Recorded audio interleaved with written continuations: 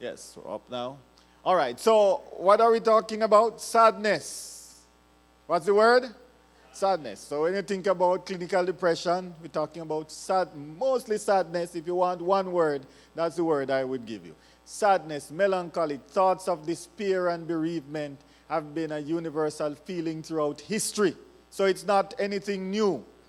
Some 450 years before Christ, Hippocrates gave the name melancholy to the illness that carries what? Sadness to the hearts of men. People are sad, and there is never a time that people has been sad as they are today. Sadness to the hearts of men. From the word lune, sad, heavy-hearted, or sorrowful in the Old Testament. All right, so you're going to be the readers, and we have Exodus 33, verse 4. What does the Bible say? Someone look for Genesis 40, verse 7 and 8. And if we were able to give you a key text, it would be the one in Samuel, 1 Samuel 16, 14 to 23, if we were to give you a key text. So we're going to read those passages as we set the foundation for how we see evidence of sadness in Old Testament scriptures. All right, Exodus 33, verse 4.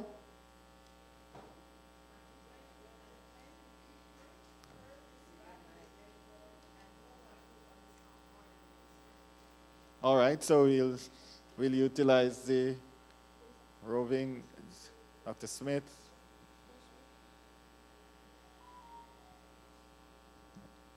Exodus 33, verse 4. And when the people heard this bad news, they mourned, and no one put on his ornaments. All right, so when they heard the bad news, they did what? Mourned, and no one put on the ornaments. Next one. All right, we have a microphone, roving microphone that we're going to use. This is Exodus 40, verse 7 and 8. It says, and thou shalt set the laver between the tent of the congregation and the altar, and thou shalt put water therein. And thou shalt set up the... Exodus 40, 7 and 8. Exodus what 40. What did we say? I can't see it because it's not on the... This is Exodus 40, yes. Yes. Is it? Okay, I'll read it from the screen. It says... Oh, no, you can't read from the screen. Put back the presentation so we can see. Yes, yes. Put on the presentation so we can see what we need. Already. Genesis 40, verses 7 and 8. That's what we need. Sorry.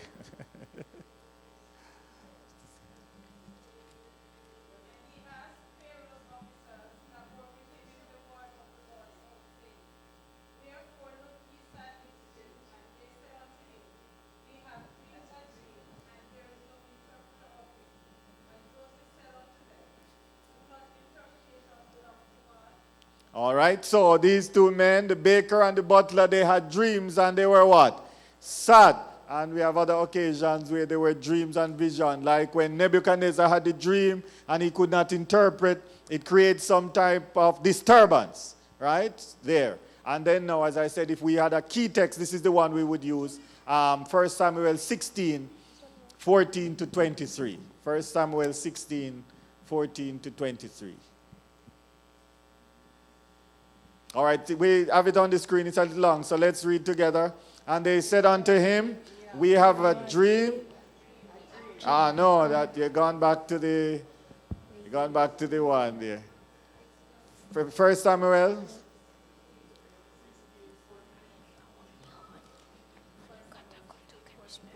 Yes, but the Spirit of the Lord departed from Saul, and an evil spirit from the Lord troubled him. And Saul's servant said unto him, behold now, an evil spirit of God troubleth thee. Let our Lord now command thy servant, which are before thee, to seek out a man who is cunning player of the harp. And it shall come to pass that when the evil spirit from God is upon thee, that thou shalt what? Play his hand, and thou shalt be well. And Saul said unto his servants, provide me now a man that can play well. and to bring him to me. Then answered one of the servants and said, Behold, I have seen a son of Jesse, that Bethlehemite,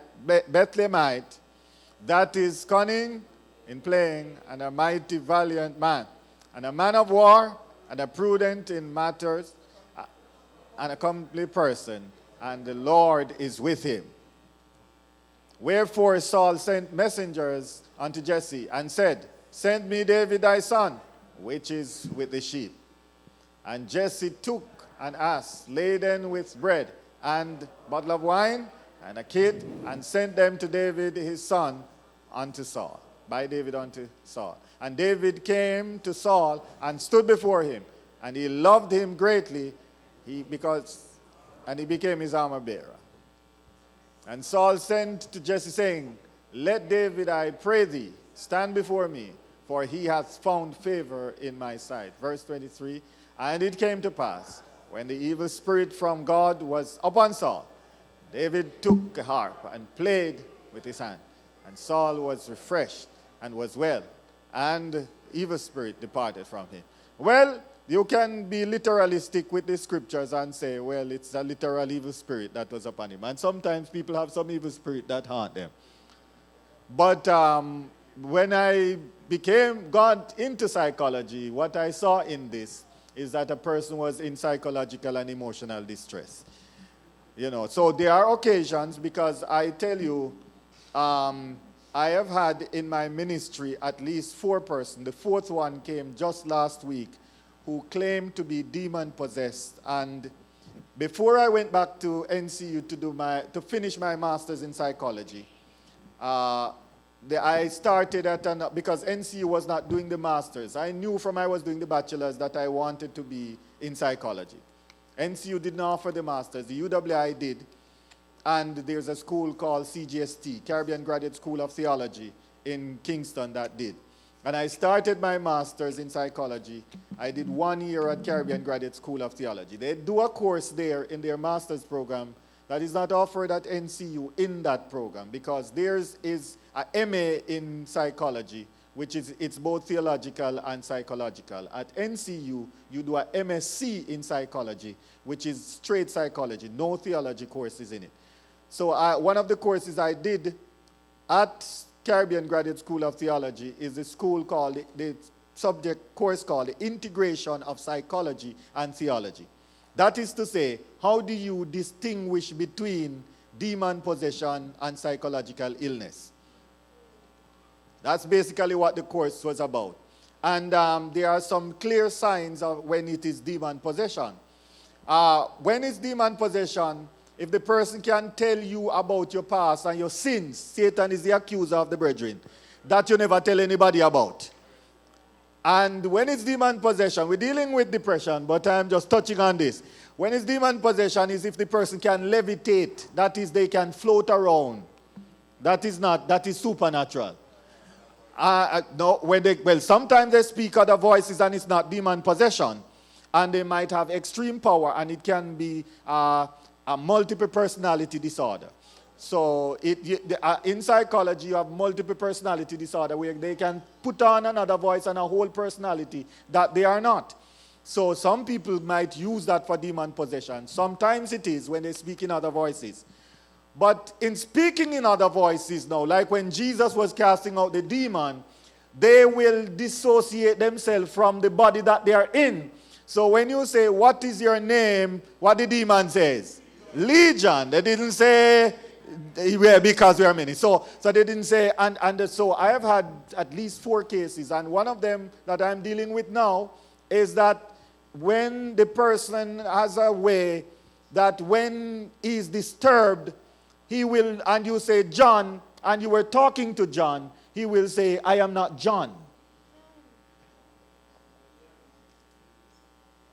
Or the mother would say, when you're talking to him, he would say, that's John's mother.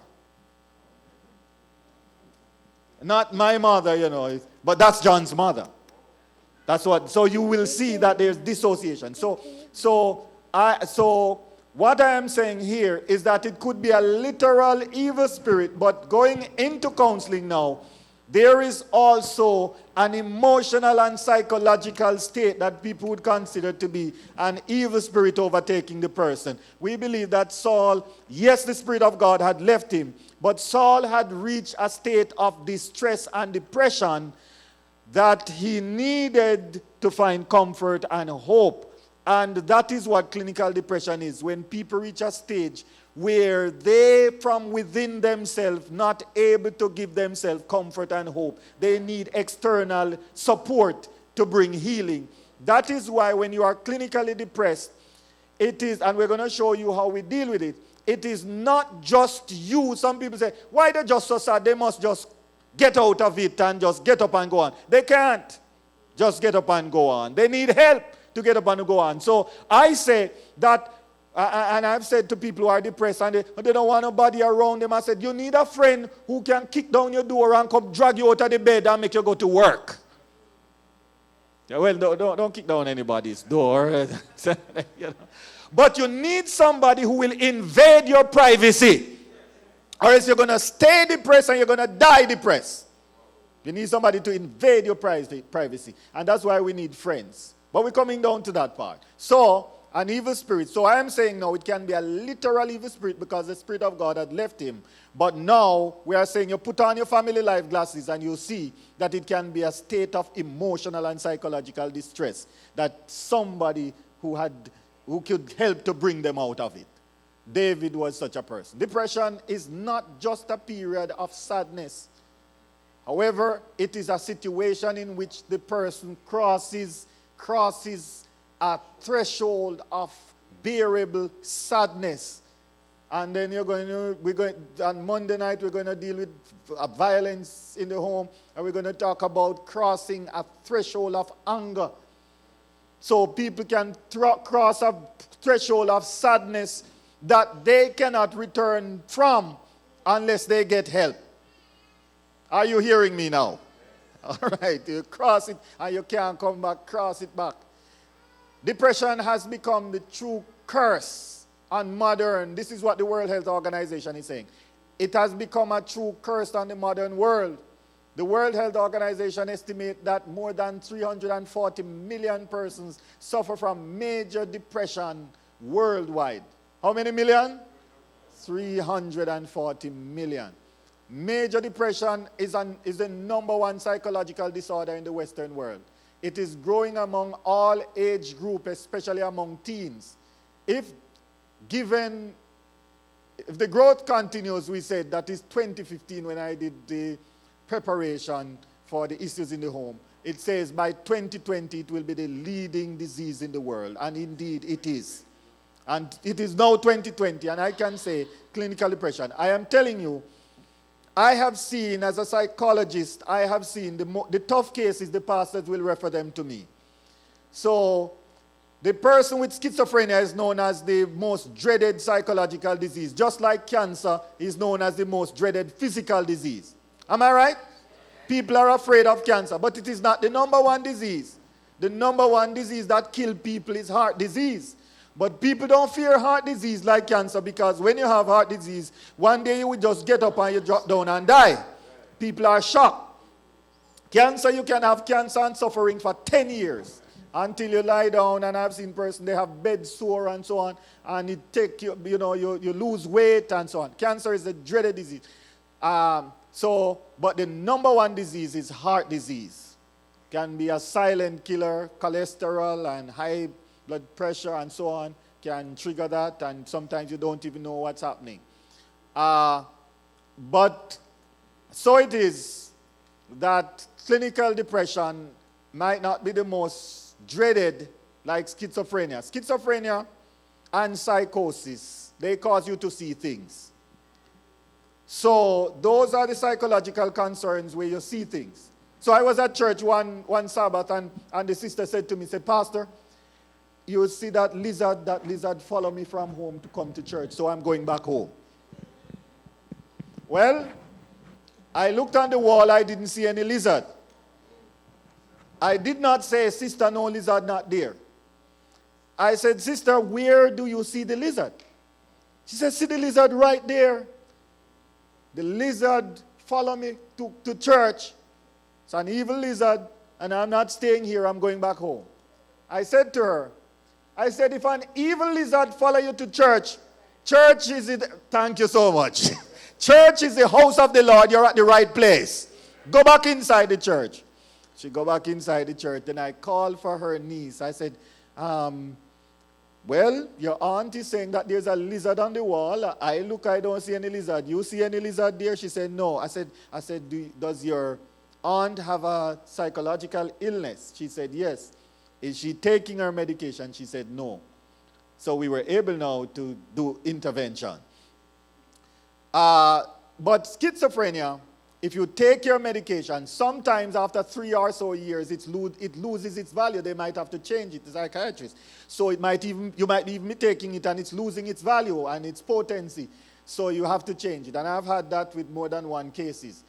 And people will eat out of the garbage can if they are not treated or cared for. So at the level I am as a pastor, where Jesus healed that man and he was sitting at the feet of Jesus in his right mind, I have seen cases where people could be eating out of garbage can, but I see them sitting in church and praising God.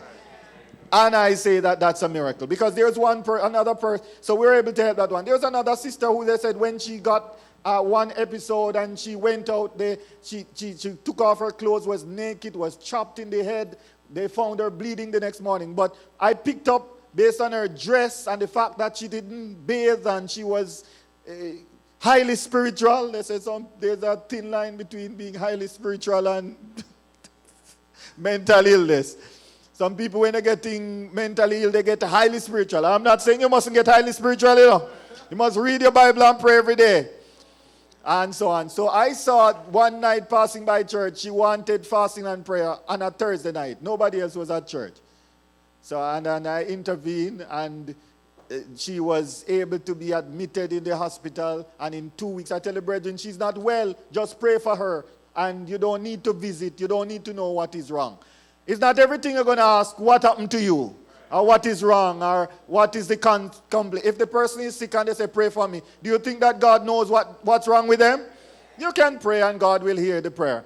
And I said, just pray for her. And in 2 weeks, she was back at church. When I stood up to preach, I said to myself, look at her, sitting in church in her right mind. So that's just give you an idea of what psychological illness. Clinical depression, you don't necessarily see things. You can become clinically depressed so long that it can lead into psychosis. For example, we're going to deal with post-traumatic stress disorder. Not post-traumatic stress disorder, postpartum depression, which can also lead to depression. Postpartum depression, which can also lead to psychosis. And psychosis is one of them that causes you to see things. But clinical depression, you are sad, not necessarily that you see things that are not real. Some 3.5 to 4 million U.S. citizens will suffer from major depression in their lifetime. 80% of suicidal deaths is committed by people with major depression. And I must say this, the people who become depressed the most are the people who work with depressed people. So, and in the United States, studies have shown that high on the list for suicide are psychologists, mainly female psychologists. No prejudice. But I am saying that men are physical, women are emotional. Sometimes I sit and my wife, she listens to me having conversation. A man might walk off the street and walk into the churchyard asking for money. And instead of just giving him the $100, I would ask, 100 Jamaican dollars. I will ask, what's your name? You know, what happened? And so on. And so, as a matter of fact, I had a man who was a drug addict who walked off, and out of those questions, he got help. He's a member of the church. It's more than 10 years now, and he's still a member of the church. Because I'm not just going to give. I'm asking a lot of questions. And then my wife would say, but you have the $100, can just give him. You know, why you don't? Because she's thinking sympathetically. She's just having sympathy on the person. But I'm not just having sympathy. I am looking, I don't want to just give a fish or a bread. I'm looking at the long term and the help and the healing that can come out of it. You know, so that's how I approach the situation. And how did I get there? Let's go back to the screen. 80% of suicidal death is committed by people with major depression. Right? Major depression. Oh yes, we were saying that the professional, psychological professionals, sometimes they take on the people's problem because they are emotional. That's how I got there. So don't take on the people's problem. When I counsel sometimes, I go in that's why I do well with my garden, because that's where I put out all the people's problem. Come out in nice tomato and nice, all carrot are planted. I spin and I'm working it out. And my wife might think that, oh, I'm not carrying. But you see, I can't carry the people's burden into my bedroom. That I can't sleep and I can't go to bed. I deal with it and I leave it there and I take it up afterwards. And sometimes I dedicate more time even at home when I'm in my garden or when my wife gone to bed, and I wake up in the middle of the night and I dedicate time. I'm thinking about the solutions to the concerns. But when you're setting up a treatment plan, you start listening to the concerns. Sometimes you don't have all the solution there. You have to go read up on treatment plans for those situations. You have to pray about it and think about it. Are you with me? Because of the situation. So yes, I might dedicate more time, but it is intentional. You cannot allow it to run in your mind and overtake your mind. And you are doing 100 cases overall, and you have this one who murdered this one who got raped, this one who is clinically depressed, this one with schizophrenia, this one with demon possession, and you're bringing home all of that. This one who needs money to go back to school, and you're bringing home all of that problem. You will be a problem to yourself and the world. So police and pastors and psychologists are more prone. That's why sometimes the police get depressed. So when I am driving and a policeman stops me, I don't argue with police officers.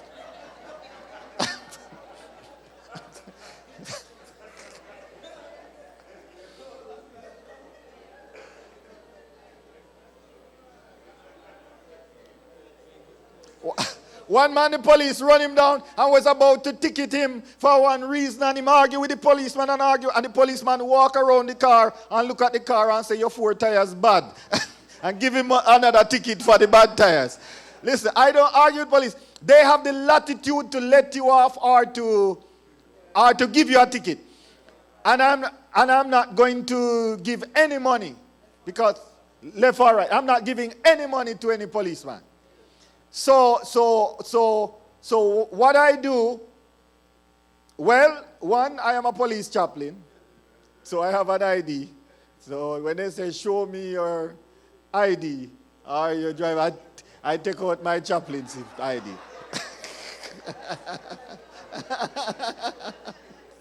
That's one. So that's one. And I'm a justice of the peace, and that's another one. So you always, when you open my wallet, the big justice of the peace is at the top. So I just open my wallet and they will see it. But if they want to, because out of respect for a chaplain, sometimes they will say, no, if they are taking I'm not going to beg and plead and cry. And are you with me? I'm not going to quarrel. If I break the law, I break the law. If I did not break the law, I will say, because I was driving and a man told me I overtook at a spot and whatever. I guess he wanted me to give because I didn't overtake there. And he's telling me where I overtake. I overtake at the right spot. I wasn't speeding. But, some police don't like to see you overtake. So I overtook at a spot. I saw them down the road. And I overtook, and he's telling me that it's where the unbroken white line is. And I said, listen, I didn't overtake there. And he said, yes, that's where, and he's going to call his fellow officer to show. I said, by the way, I'm a police chaplain. He said, all right, chaplain, go. So I will stand my ground there, and if he still want to ticket me, because I didn't want to take any ticket and to have to go fight. I said, listen, I'm a police chaplain, and he just said, because I know that day he was just trying to pin something on me, But I'm not going to beg and plead and cry and bribe anybody, right? And as I said now, you must know that they are in a distressing environment. I've seen some people curse and fight with police officers with guns. You're putting your life at risk. I've seen it. You've seen some of those cases, fighting with police. One man, I saw the thing on Facebook, the man lie down under the car when they were about to take up the car, him not going, and so on. No.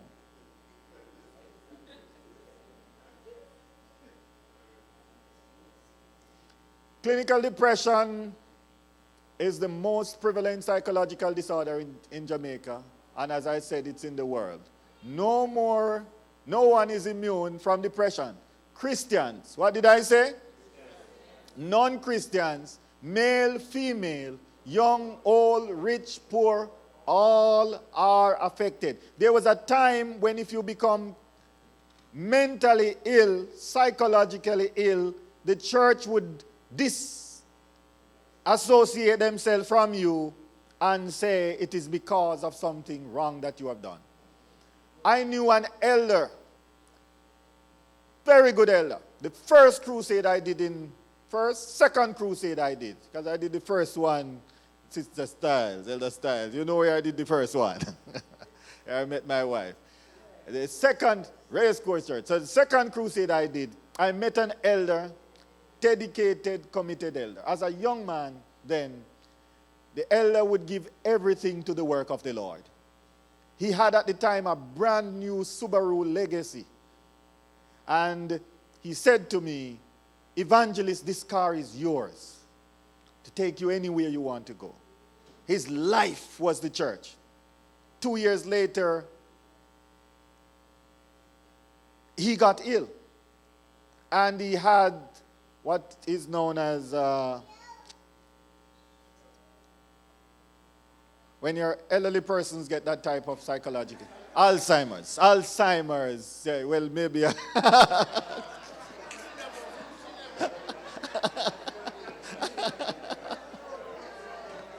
Because Alzheimer's is where your brain cells are dying and you can't remember things. So I don't. Your brain cells, and I'm saying no, some people don't understand it. Your brain cells are dying. And it runs in some family. And depending on which part of the brain die, it will affect your mobility, it affects your memory, it affects different. And so you might even deteriorate to become like an animal, to the point where his wife says, I'm trying to bathe him and he's biting me up like a dog. Affect any part of you, because remember your brain control your body.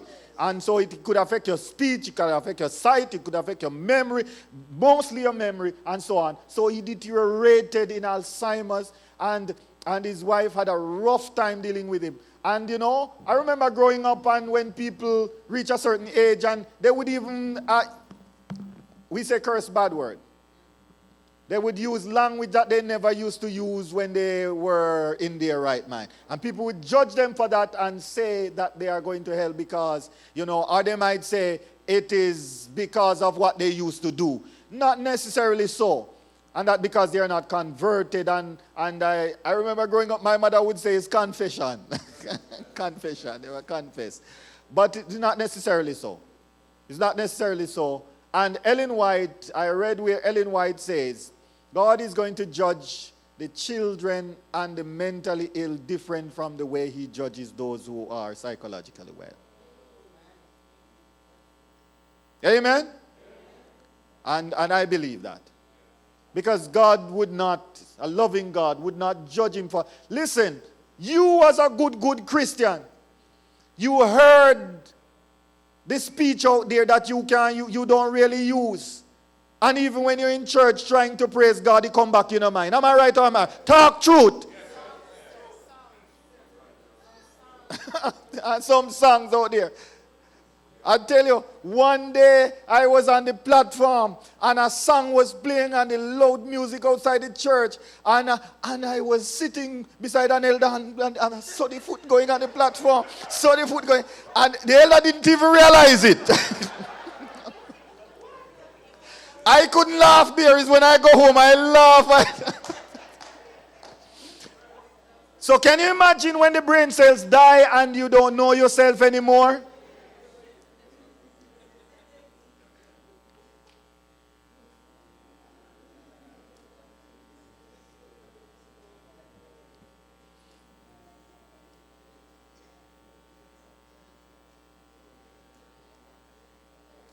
So you're not immune to physical illness like cancer and heart disease, and you're not immune to psychological illness. And I have had a number of persons with clinical depression, which we're going to look at the symptoms, which have committed suicide.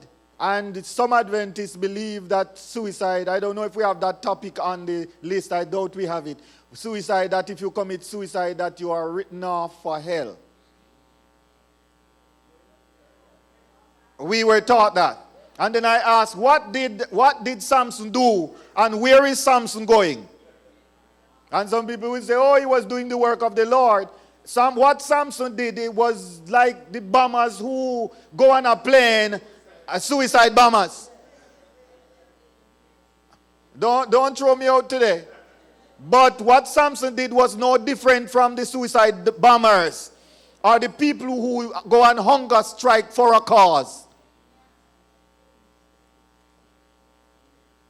So I'm not saying to commit suicide, but if you're not in your right mind, God is going to judge you differently.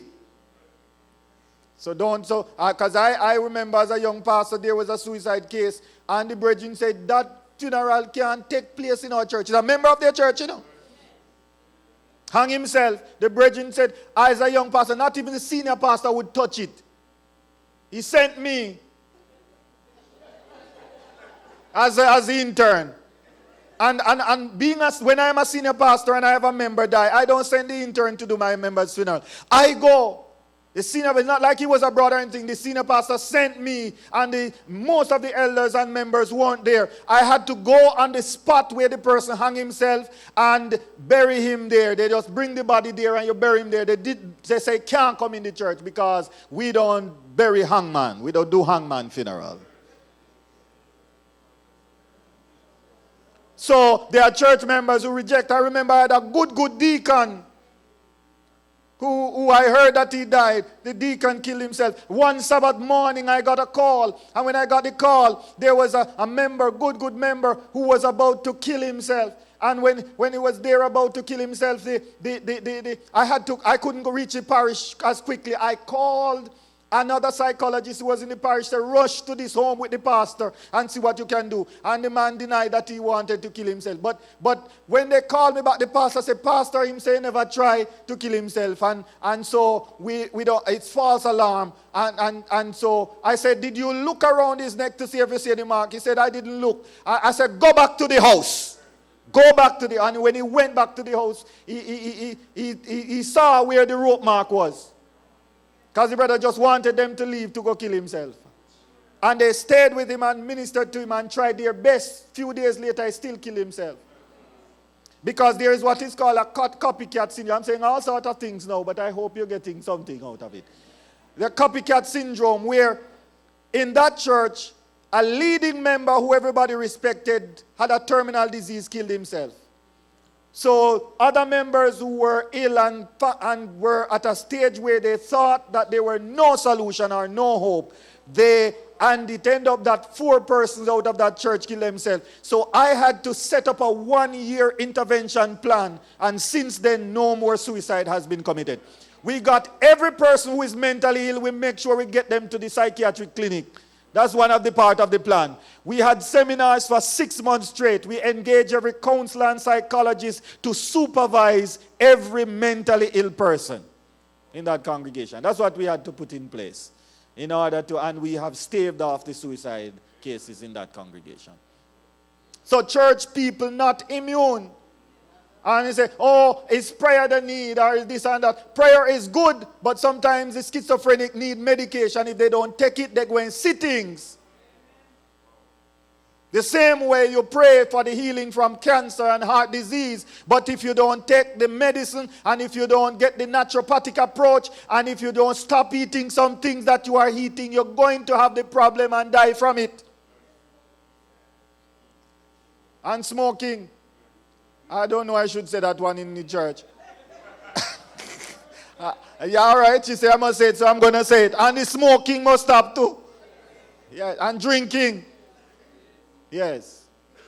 So no one is immune, neither male or female, rich nor poor, Christian or... Depression is a treatable disease. Counseling, medication. Look at the strategy. Counseling, medication, and lifestyle practice. Let's go again. Counseling. I don't know why... And lifestyle. I don't know why people are afraid of counseling. Had a client, not an Adventist, came, Dr. Smith, and said that she heard about me, that she should come and see me. Said she went to her doctor, clinically depressed, and the doctor said, you're not mad. Giving you medication. Anytime you need to see a counselor, I will tell you. But she was clinically depressed. The best strategy is what? Counseling, medication, and lifestyle. Now, when a person who needs to see the psychiatrist, who needs medication, comes to me as a psychologist, I refer them to the psychiatrist. Right? Because I don't give medication. When the doctor, the medical doctor, and this is a rift we have between profession, are seeing some persons who have clinical depression, they don't send them to the psychologist for counseling. You keep them on medication. The medication comes with side effects. And yet, in order to get over the problem that is causing your heart to be sad and depressed, you need to identify what the problem is. You are treating the symptom of the problem without identifying what the problem is. What is the problem? So the lady came to see me, and we found out that the problem was, one, an abusive husband, and two, a daughter that was living above her means and the mother was financing it. She knew this all along, but she did not have the strength to identify and to implement the strategies. I did one session, and when we go back in her history and find out what was affecting her to make her heart so sad.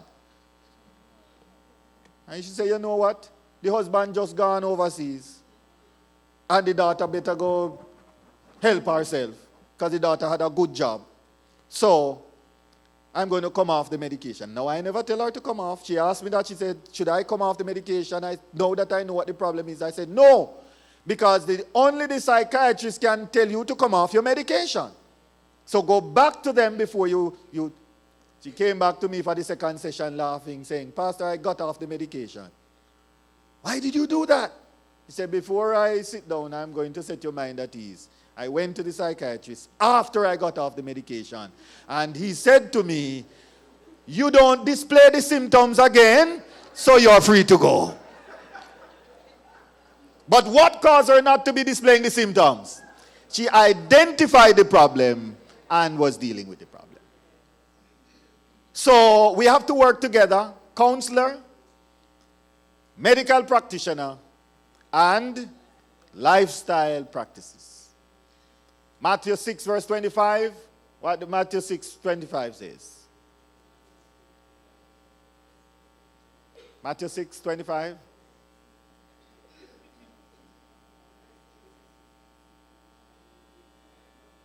And it came to pass when the evil spirit... No, that's not it. That one is the previous one. Therefore I say unto you, take no thought for your life. What ye shall what? What ye shall drink, or yet what for your body, what ye shall put on. It is not life more than meat, and the body more than raiment. What is Jesus saying here?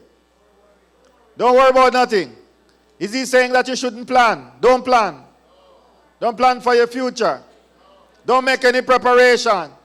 There are some people like that, they have so much faith that they don't do any planning or preparation for the future. Because Jesus, he provides for the birds, so he will provide for me. Well, hunger going to kill you. That's not what Jesus was saying.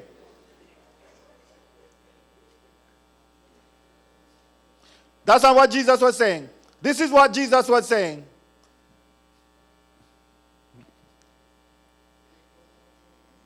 This is what Jesus was saying. Jesus was saying, yes, plan, prepare, but don't forget to pray.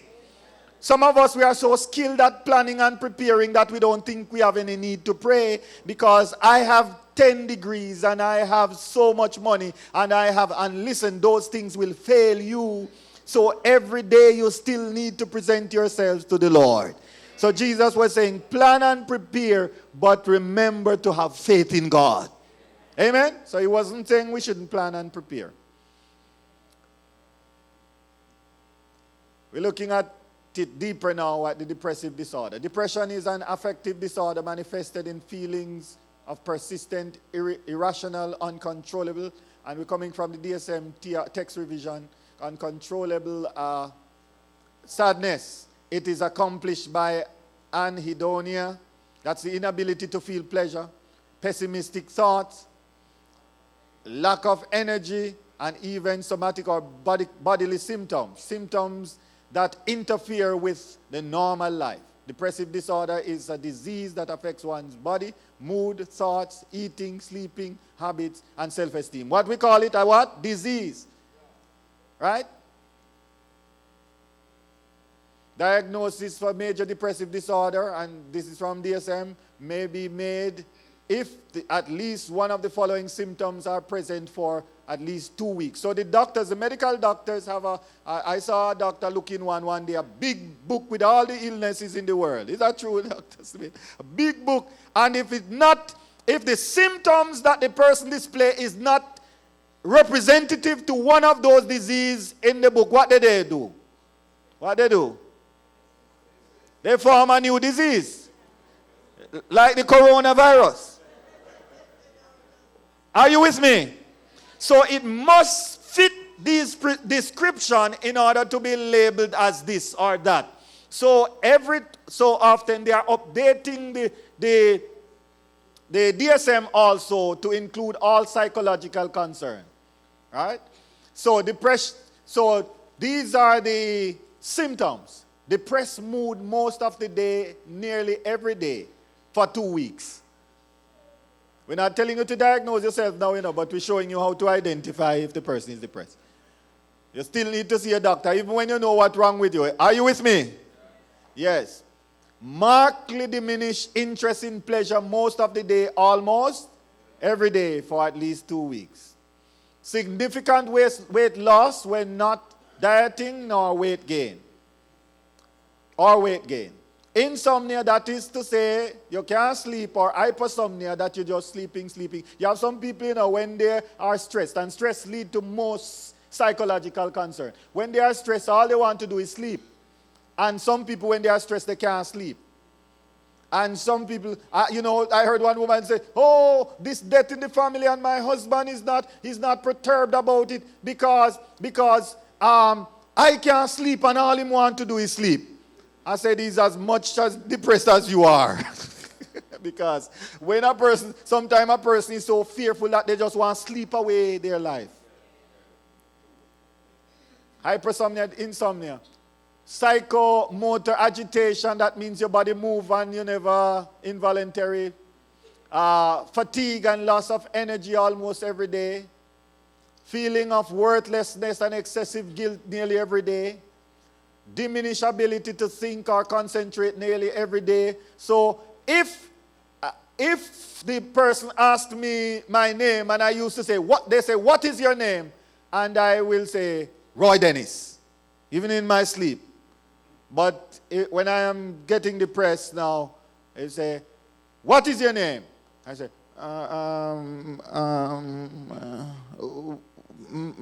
Roy. Yeah, that Dennis.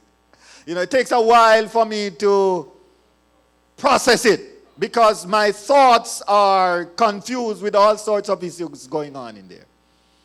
Suicidal ideation and recurrent thoughts of death. So when a person is depressed, sometimes they have thoughts of suicide. And sometimes the side effect for some medication is suicidal ideation. biological. There are some factors that predisposes persons to clinical depression, and biological factors runs in some genes. Some people might deny that, but genetics plays a factor where depression is concerned. So, genetics plays a factor in depression as with identical twins. If one is depressive, the other normally will also be depressive. And in my practice, I've seen that. I went into a home to deal with one person who was clinically depressed, and both her daughters had depression, and other relatives on her side of the family had suffered clinical depression. So I believe that there are some biological factors associated with clinical depression.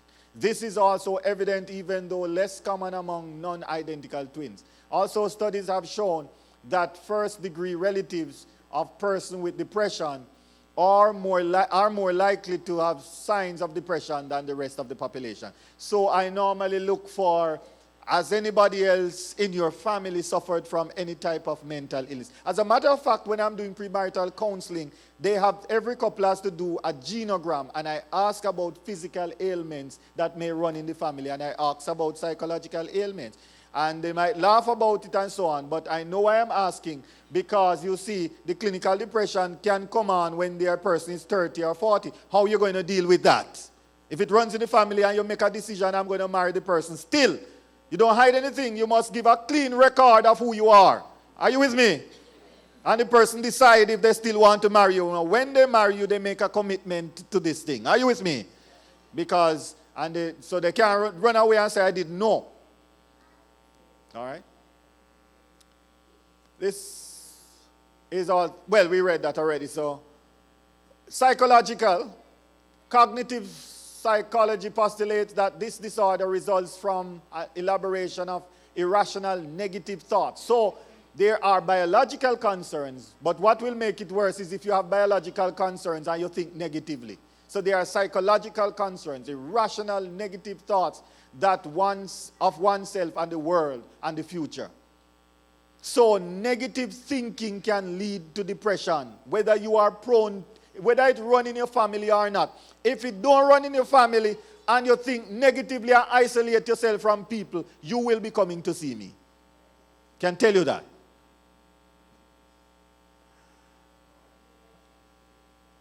No, I don't want to say the last part. I don't want you to come. Only to visit with me and pray with me. Right? But what we are saying now is that if you think negatively and isolate yourself from people, you will become depressed. Right? So think positively. We talked about that this morning. We must think positive. Whatsoever things are true, whatsoever things are lovely, whatsoever things are of a good what? Report. If there be any virtue, if there be any praise, think on these things. There are some people who think negatively, you know. You have some, I don't know if you ever had some people that anytime you see them coming, you want to run away and hide. They never have anything good to say about anybody or anything.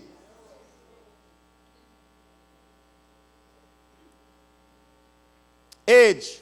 Depression usually begins in adulthood, 20 to 30s. And as I said now, I have seen more. I'm having high school students who are coming to me clinically depressed at 14 and 15. Right now. Clinically depressed. Like all the signs we're going to talk about, crying and isolating themselves and all sorts of things. And you see the societies around the world, because of social media and has created isolation. People don't play together. We used to kick football until we're tired on Sundays. After we have breakfast and we do our homework, we get 2-3 hours to kick football and bust a sweat. You don't know what that is. And you're wet, and then now we used to have the running irrigation canal with the cool water, and you just jump in that and take a bath. That's how we are, and that would, I'm telling you, you don't have no time to think about no problem. You're free, like a bird in the tree. My children lock away in the room and the computer banging away, or the phone lock up around their ears, and all sorts of negative things are feeding into their mind, and they are becoming depressed. Young people must associate themselves with other young people and have friends. You know, church is good for not just religious things. You know, church is good for many other reasons, you know.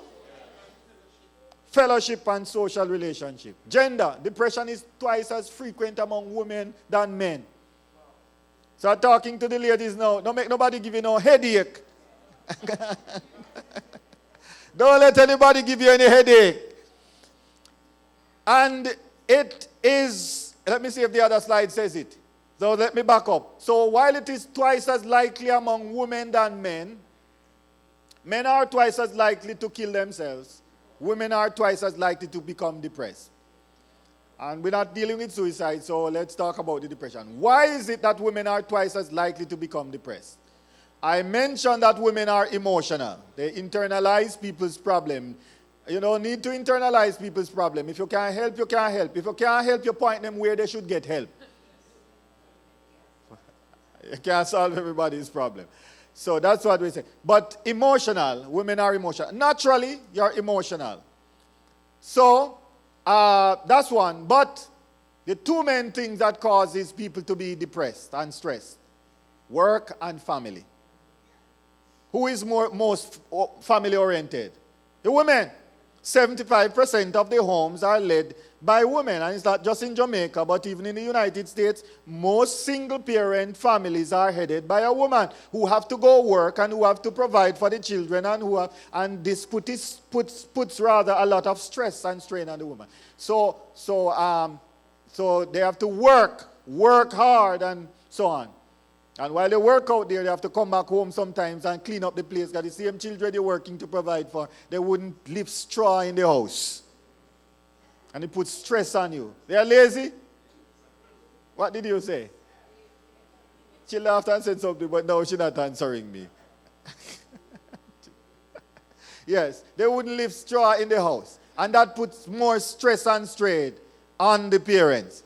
So, and I said to my children, that is a business that we are running. If I go and I work long hours, and if I provide that you can get a good education and dress up in nice clothes and own a cell phone and watch television when you want, you can help to keep the business alive by washing the dishes.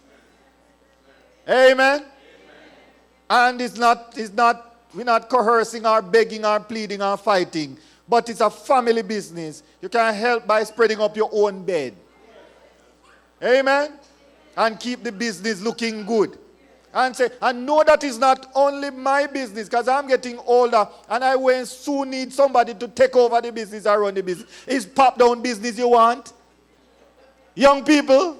Oh, you don't know that term, the pop-down business. You want the business at the best state when you get it. Am I right?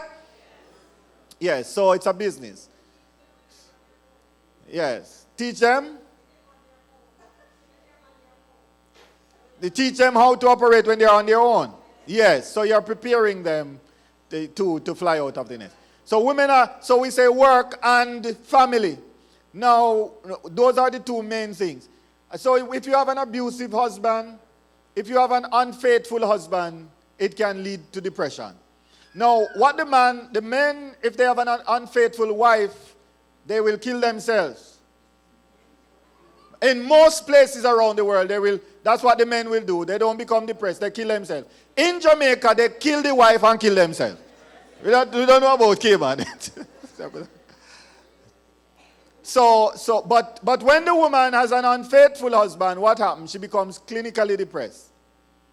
And a lot of people come to my mind right now, who I know were so functional and doing well, and when the husband became unfaithful, they just crash and can't function anymore. I remember a bright lady who was top of a ministry in Jamaica, and when the husband became unfaithful, she could hardly move. Unfaithful husband.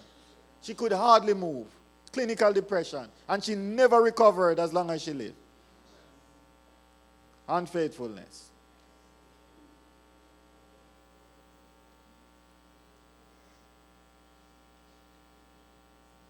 Depression. So we are saying now, ladies, if you're planning to get married, young people, don't run down a man who have, I'm not saying girls must like him, but if he's a womanizer who have whole heap of girls, because some young ladies feel like it's the man who has the whole heap of girls they're going to run after. And I've seen them get hurt because they think that because I'm more beautiful than the rest, I captured him. But if he's a man who run around before he get married, you think he's going to stop running around when he get married? You're sadly mistaken. So look for somebody who is committed to God. Oh no, I'm not going to say what nobody else don't want. I'm not going to follow Sister Dan first. Even if people want him, he must be able to stand his ground. That's what I'm saying. Because when you're married and him reach 60 and somebody else going to want him. There's something wrong with him if nobody else don't want him. My wife always said to me, she said, you know how much church sisters want me drop down and dead, no matter how they must sweep me up, so that they can get you. That's fine. Nothing is wrong with that. I'm not going after any church sister. Are you with me? Because I know that, no doubt, I have a beautiful wife. There would be men who wouldn't mind if I drop down and die too. But that's not a problem to me. As long as I am alive, I will love my wife and do my best to maintain the relationship. And I said, if she run away from that, there's nothing else I can do. Right? And I won't give her any headache because I can't take headache. So I'm not going to give her any. I don't want any headache. All right. Depression is twice. All right. So those are things that causes depression. Lifestyle, risk factor, lifestyle. You use drugs, alcohol, tobacco, increase risk. They increase the risk of depression. Social factors, single men suffer from depression more than married men. Listen to me now. Married women suffer depression more than single women. This is not a joke. This is what studies say.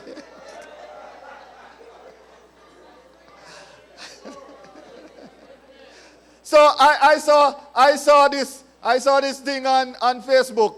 They have two roosters. The married rooster look fat and nice. And the single rooster fed a pick out and him meager and look starved. You know, referring to the married man versus the single man. Why? Married men live longer. Married men get wealthier.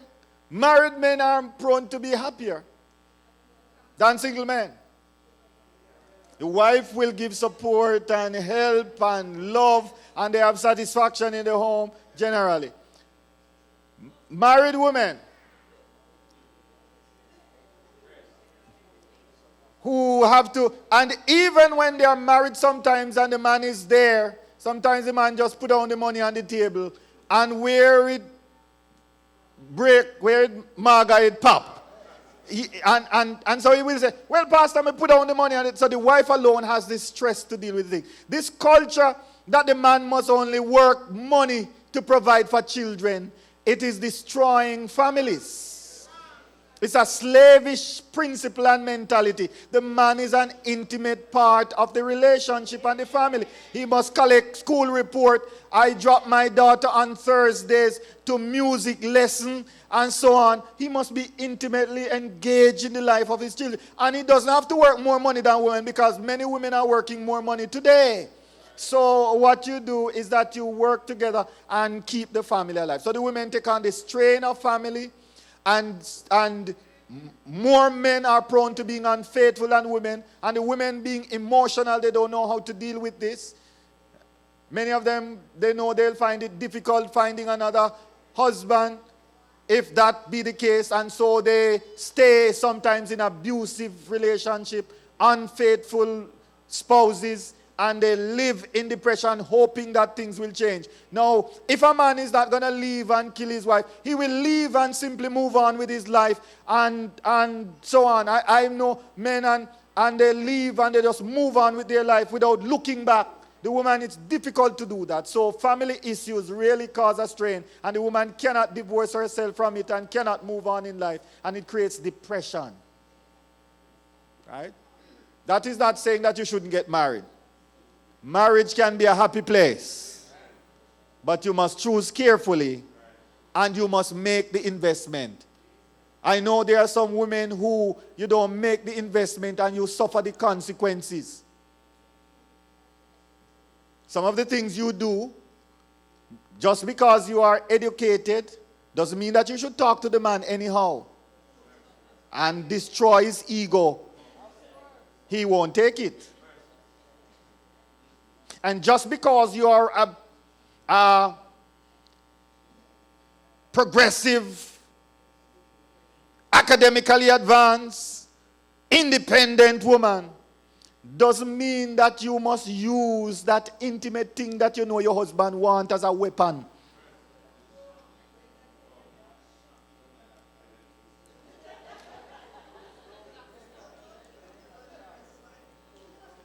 Because you're going to suffer the consequences. One female psychologist told of a friend, she said this friend keep on saying, oh, you know, every month I put my husband on 7-day fasting. So she said, she asked the lady, she said, when you say 7-day fasting, you're saying that you have 7 days of the period, and then you also put him on another 7-day fast. She said, yes. It's her body, and she worshiping God, and she have to go to fasting for 7 days. And the psychologist said, I told her not to do it. She said a few months down the road, I saw her, she lose one whole heap of weight. She said she looked like somebody with cancer. That's how she described her. And she said, what happened? She said, the man no gone.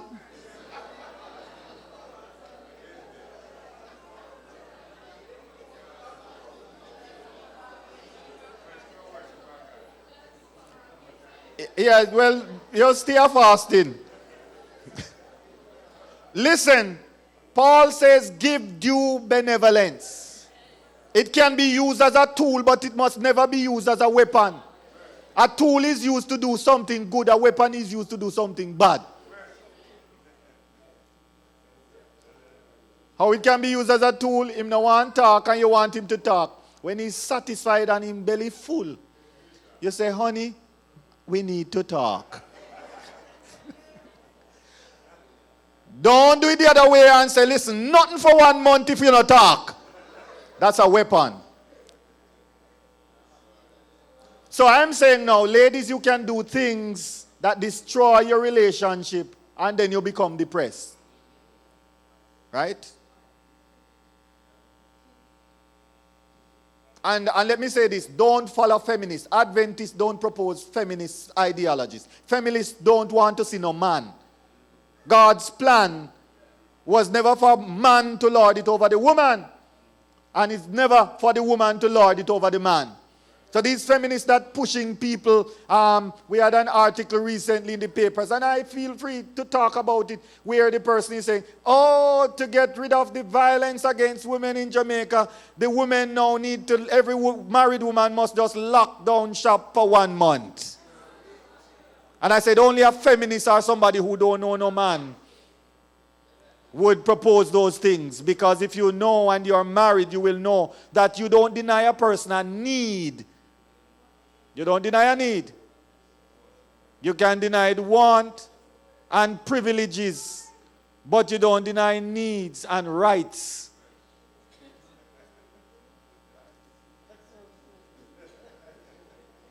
So, the same way as a husband, if I am the only one working and I should not abuse my wife financially, I'm the only one working and she didn't please me last night, I shouldn't hold the money and say I'm not going to buy any food in this house until you please me.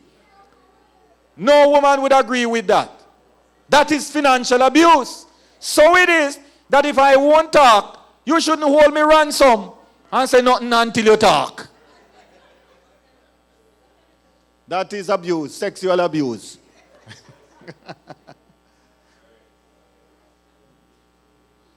Now, I'm not saying that there are not times when you are having situations that must be dealt with. There are times, for example, if you have an abusive husband and you need to get help, sometimes you have to insist that we need to get help. That's beside the situation. It's not like when you're going to willy-nilly say, you have to fast for 7 days. Paul said if you're going fast, it must be by consent. Right? And then, yes, by consent, but if I never consent, we come together all the time. But if I consent afterwards. And if there is unfaithfulness, you might have to protect yourself from sickness and disease. So you can't go there and he's unfaithful and expect to come and everything will be hunky-dory. No. So there are circumstances that you might need to take action until the situations are resolved. Are you with me? But it must not be used as a weapon. Thanks, Doc.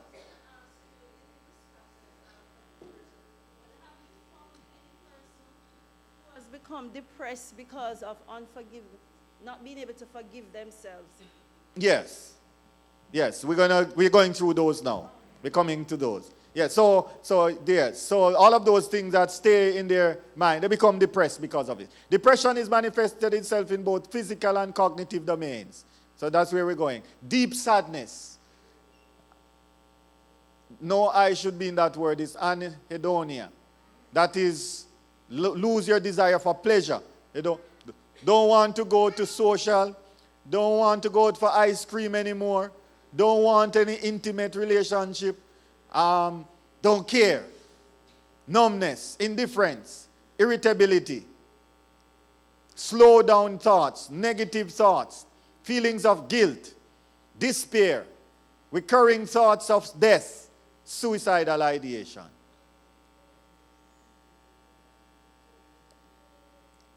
It affects your conduct, hypotonia, which is loss of energy and fatigue, psychomotor inhibition, agitation, inability to sit for long, uncontrollable crying, verbal delays, and suicidal attempt. Most of the cases I have seen, they have a lot of crying. When I ask, do you find yourself crying a lot? And most of them say yes. Just break down and cry. And when you see, and I'm seeing more men nowadays. When I started out, only women would come to me for clinical depression. But I'm seeing a lot of men, including young men at universities and so on. They're coming, they're depressed too. And when you ask them, they are crying a lot. Can you see where we are going? Insomnia, can't sleep, hypersomnia, biorhythm in your sleep, time reduced, sleep time reduced, and is superficial, thus allowing nightmares. So when the medical practitioner is treating now, they will have to give you something to sleep. Now, you don't want anything that is habit forming that you have to take it. But oftentimes people say, oh, but the doctor give me something, should I take it? All I ask is it habit forming? That is, you're going to be addicted to it. You need something to sleep. And in order, if you don't get your rest, it is said that if you are starved from sleep, I remember there was a pastor say, oh, we want to go on a sleep fast. And I said, listen, there are two things you mustn't fast from. No, it's not that one. I catch you. Catch you. Yeah, two things you must never fast from. Water and sleep. You can't fast from the other one by consent. Water and sleep. You need water. So when you're fasting, don't say you're fasting from everything, including water. You are destroying yourself physically. So you drink water while you're fasting because you need that to flush the system, to keep the system alive, to rehydrate. If you don't drink water and say you're on 3 days fasting and you don't drink water, you're killing yourself. And don't fast from sleep. If you don't sleep for 3 days, you're going to see things like people with schizophrenia. And if you don't sleep for 2 weeks, you're going to die like the man in the cemetery. Literally. So you don't fast from those things. Somatic disorder, bodily symptoms that will cause some people to think they are suffering from physical disorders, loss of appetite, pain, headache, backache, palpitation of the heart, that your heart skip a beat, decrease libido, desire for sexual intimacy, bloating, dizziness. All right? So, Jesus is not calling us to sadness, he's calling us to what? Happiness. And Matthew chapter 5, 1 to 12, because of time, you will read it when you go home. Jesus, it is called the Beatitude. And the word used there is, blessed are they that were the poor and in spirit, and blessed are the meek, and blessed. And the word there, it can also be translated happy. Come from the Greek word makarios. So Jesus' beatitude is telling us that he's calling us not to sadness, but to what? To happiness. Now, this type of happiness does not mean that you're always smiling and laughing and you won't lose a loved one and you won't get sick.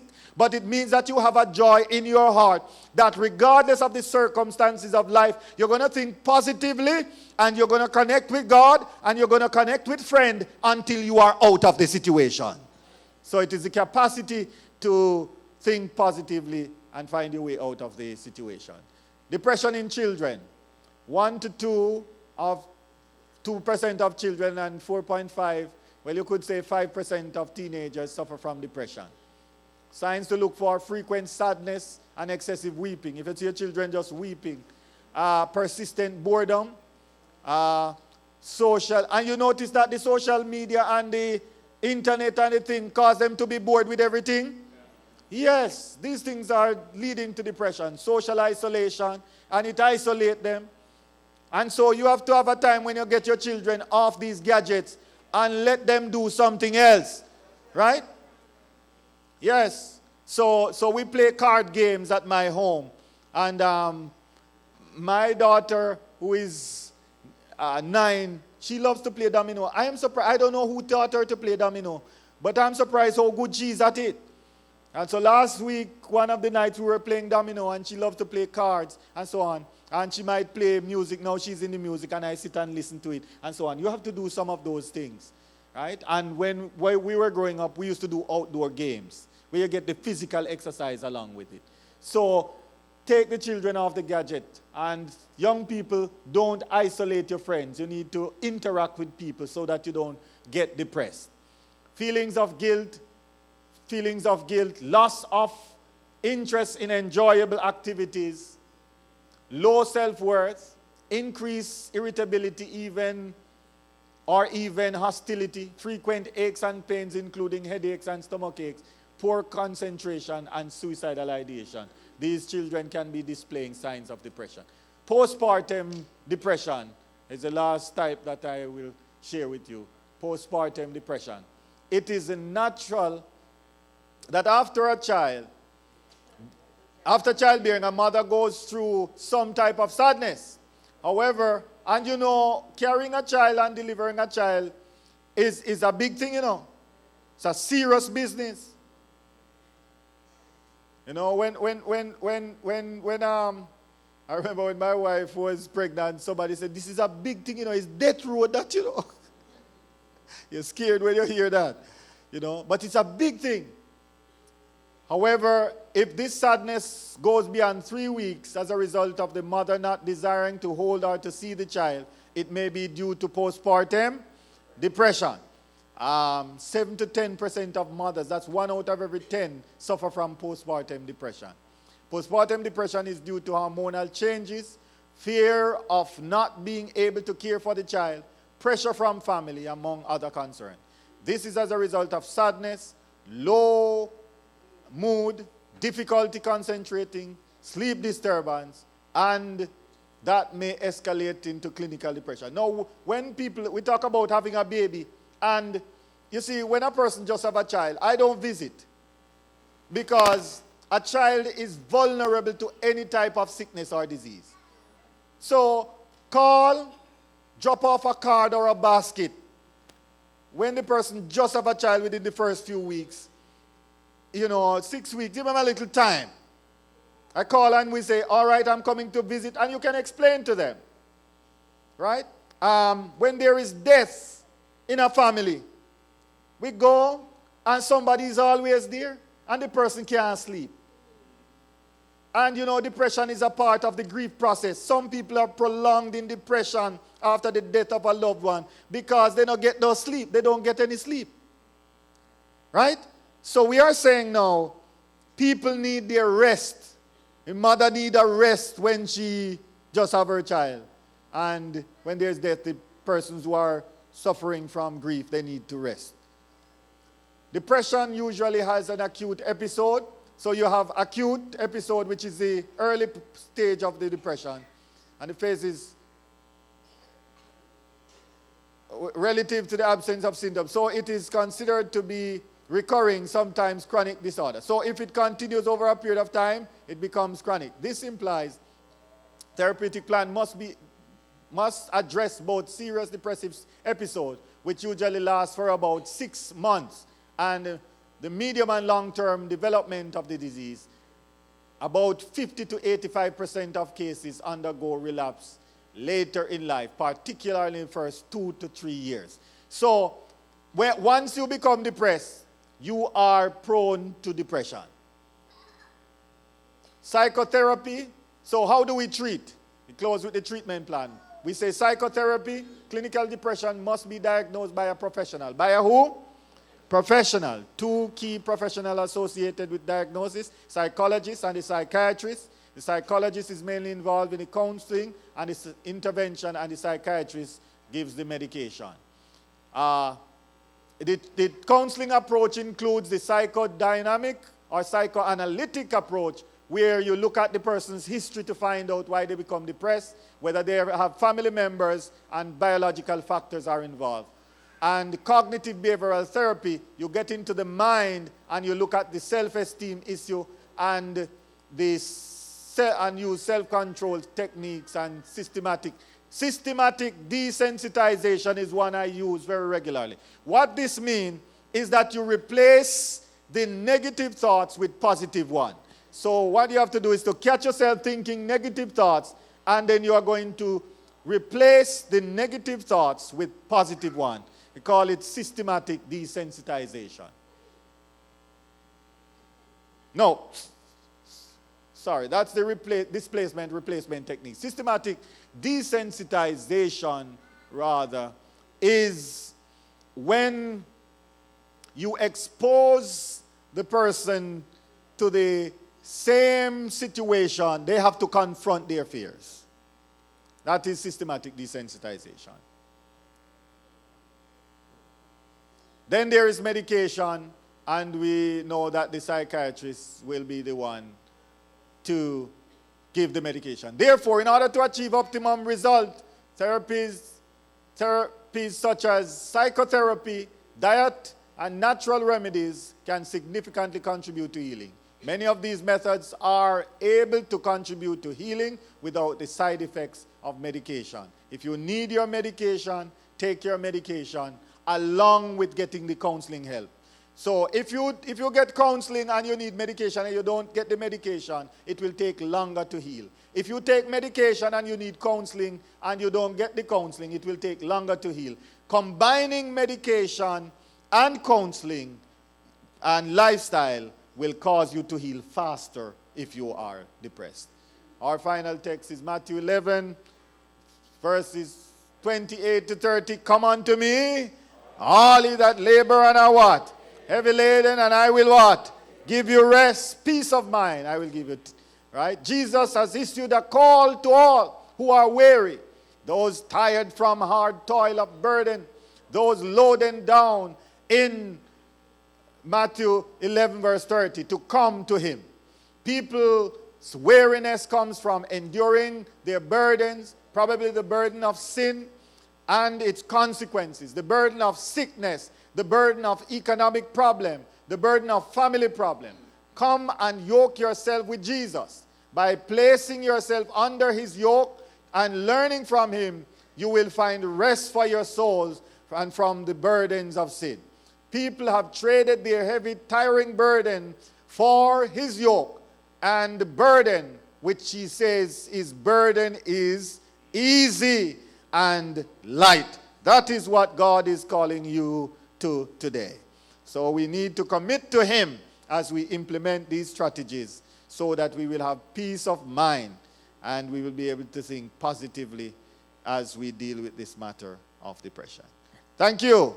That's where we're going to leave it for today. Any further questions as we close? Yes.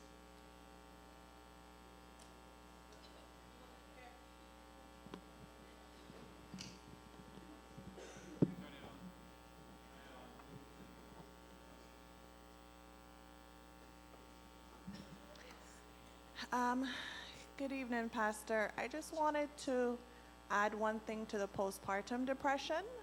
And I have 2 kids, 11 and 10. We are so focused on postpartum after the baby is born, but we also don't realize that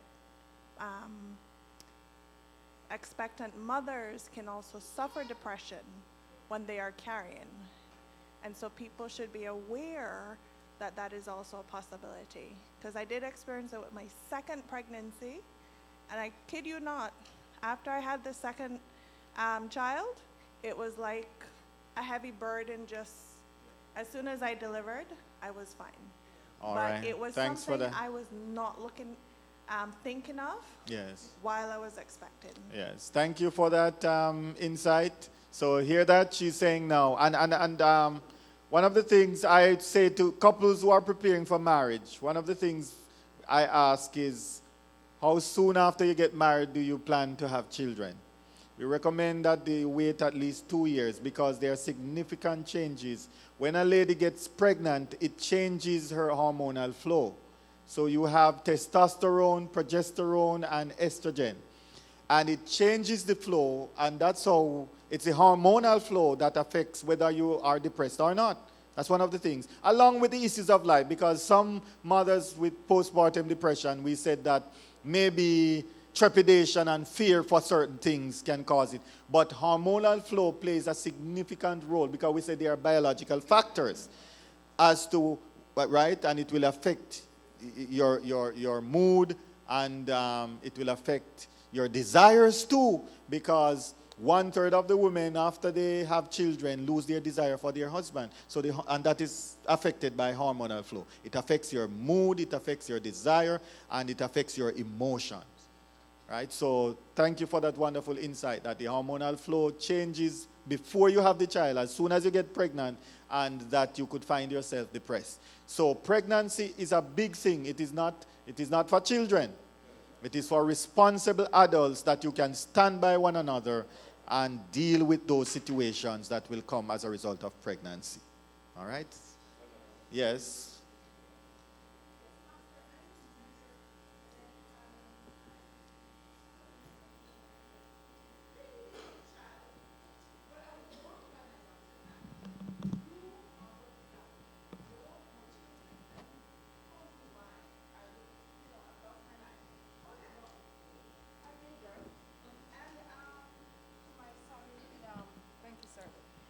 In the 3rd of March in 1993, I was fine, everything was okay, but I saw the nurses and the doctors whispering.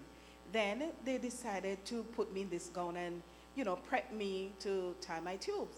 I didn't even know they were going to do it, but I guess they were saying, this woman is mad. We have to do something because she's not listening. Okay, they gave me a tablet. I took the tablet and I was in the room. Shortly after, I just felt weird. And I want to heat up the baby. I just want to bite the baby, heat up the baby. And I felt like, I want to walk upside down in the ceiling or just walk on the water, go through the glass and all of that. So I'm thinking to myself, I was fine. I was okay until I take the medication. Yes. Yes. Well, you see, almost any type of psychological concerns, medications can bring them on, can trigger them. So you can become depressed as a result of medication. Am I right, Doc? Medication can affect your mood and same way like how the hormonal flow would affect your mood and your emotion that causes you to, medication that can cause you to affect your mood and your hormonal flow that can trigger some type of psychological concern. Yes. Another thing we need to look into where a couple might believe there is problem in the bedroom when a woman is going through menopause. Yes. It can cause a lot of problem because she can lose all interest in sexual relations, where her husband might believe that she's not interested, but it's not that she's not interested. It's just the hormones that are working.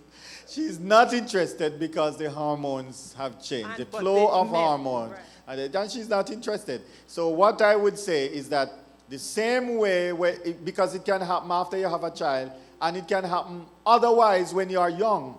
What do you do if you're just married and you don't have a desire? Seek help. Go back to your counselor, go to your doctor, your medical doctor. And often, more often than not, people get help.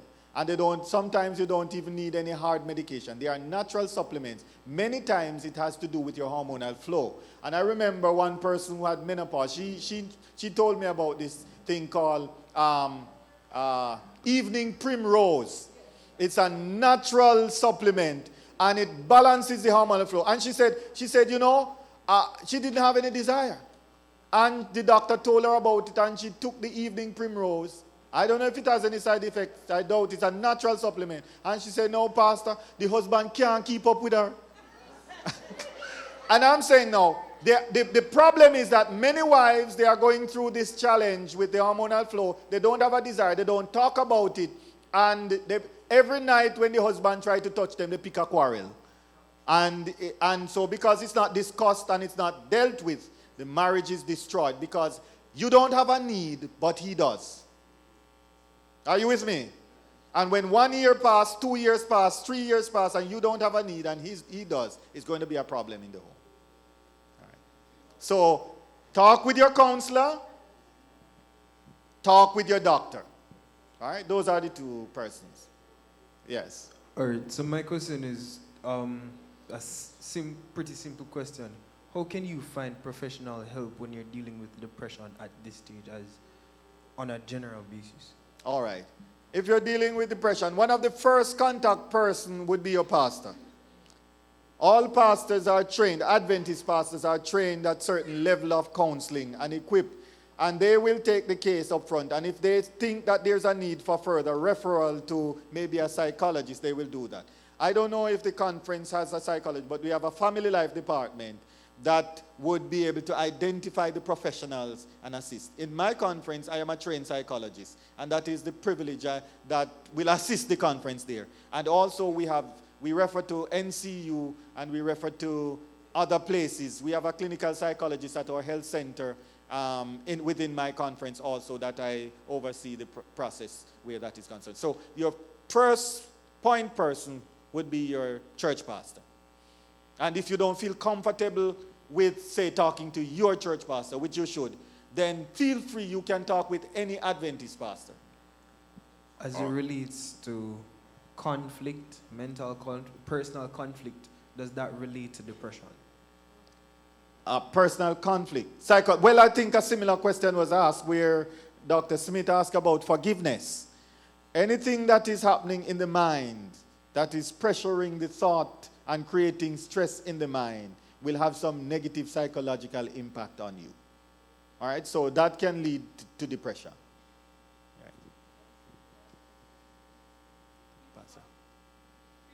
It's gone. All right, so we're going to take, you have one here, okay, two, and then we're going to close off.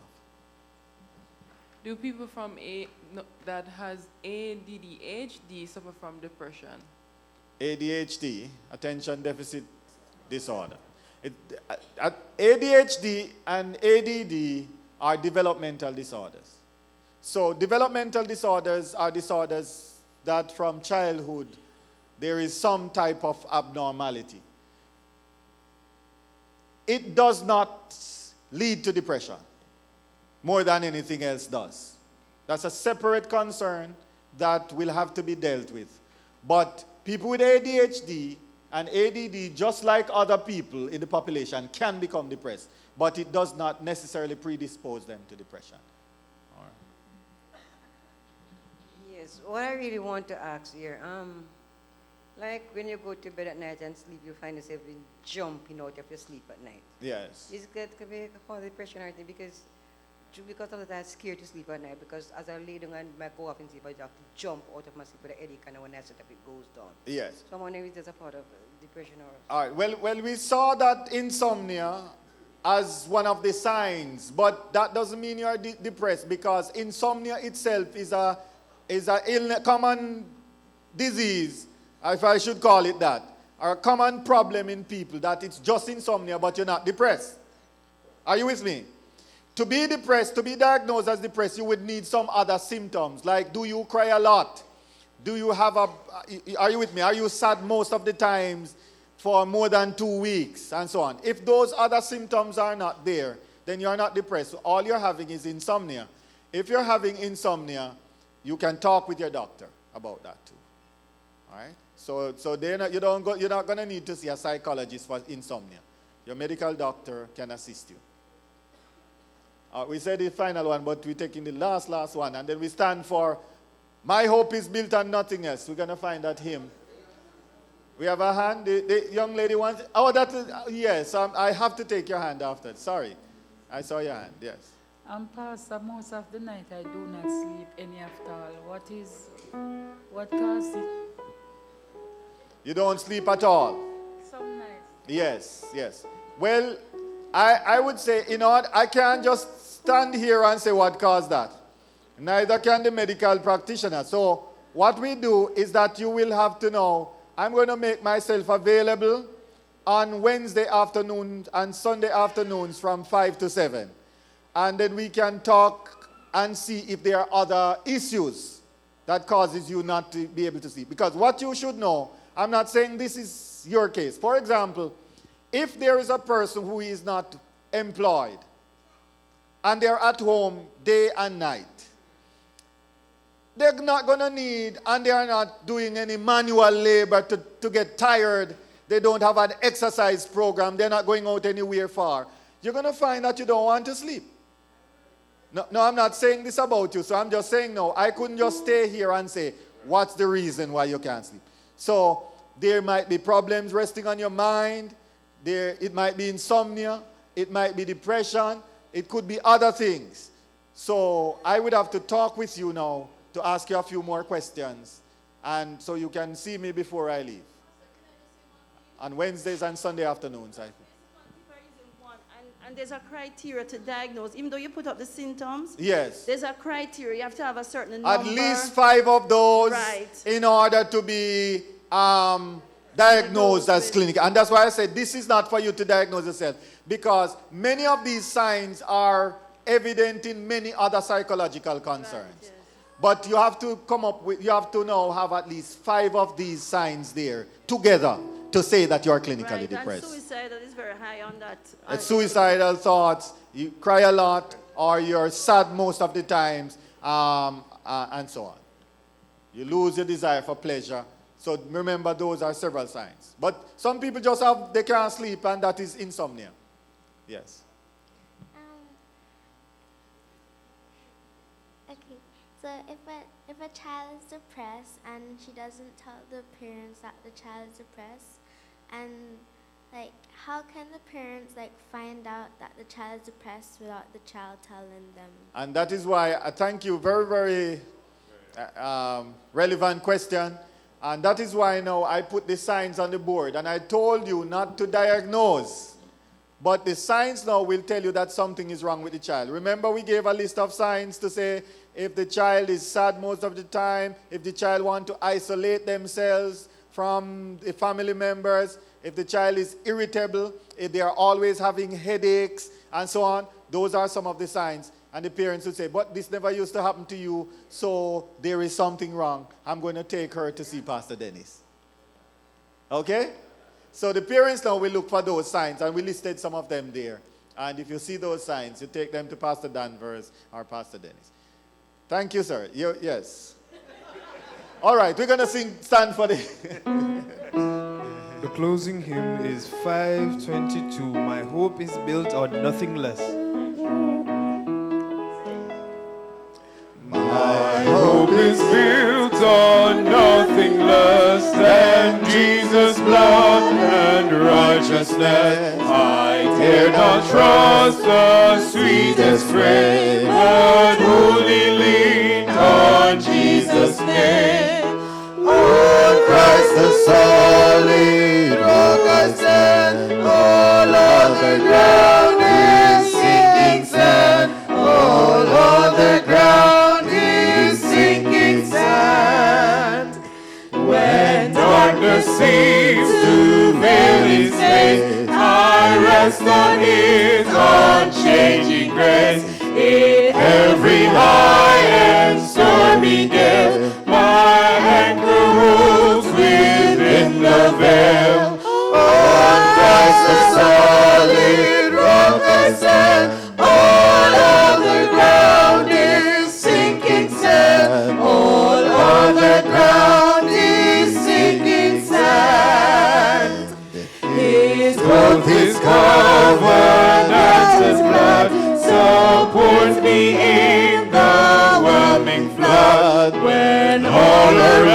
and my soul gives way.